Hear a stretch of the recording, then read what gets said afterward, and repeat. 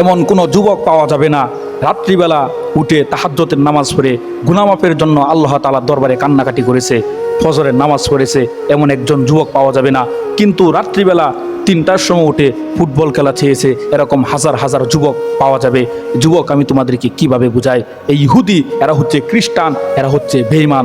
তুমি যদি আগুনে পড়ে যাও এরা তোমার উপরে আরো আগুন চিটা দিবে, তুমি যদি রাস্তায় দাঁড়িয়ে থাকো এরা তোমাকে লাথি দিয়ে রাস্তা থেকে নেমে দিবে, কারণ এরা হচ্ছে ইহুদি, এরা হচ্ছে খ্রিস্টান, এরা হচ্ছে বেঈমান।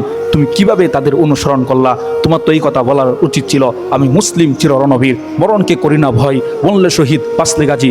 আমি জীবনে মরে গেলেও কোনোদিন আর্জেন্টিনা ব্রাজিলের পতাকা আমার বাড়ির ছাদের উপর কখনো আমি টানাবো না। আমার বাড়ির ছাদের উপর চলবে কালিমার পতাকা, আমার দেহের মধ্যে থাকবে লা ইলাহা ইল্লাল্লাহু মুহাম্মাদুর রাসূলুল্লাহ, অন্তরে জবানে সব সময় থাকবে আল্লাহু আকবার আল্লাহু আকবার। আমি কিভাবে ইহুদি খ্রিস্টানদেরকে আমি কিভাবে অনুসরণ করলাম? এরা হচ্ছে ইহুদি, এরা হচ্ছে খ্রিস্টান, এরা হচ্ছে বেঈমান, এদেরকে কখনো অনুসরণ করা যাবে না। আল্লাহ পাক রব্বুল আলামিন আমাদের নবীকে বলেন, ওয়ালান তারদা আনকাল ইয়াহুদু ওয়ালান নাসারা হাত্তা তাত্তাবিআ মিল্লাতাহুম।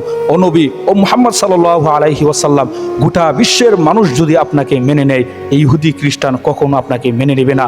আমাদেরকে আল্লাহ পাক রব্বুল আলামিন বললেন, তোমরা কখনো ইহুদিদেরকে বন্ধুরূপে গ্রহণ করিও না।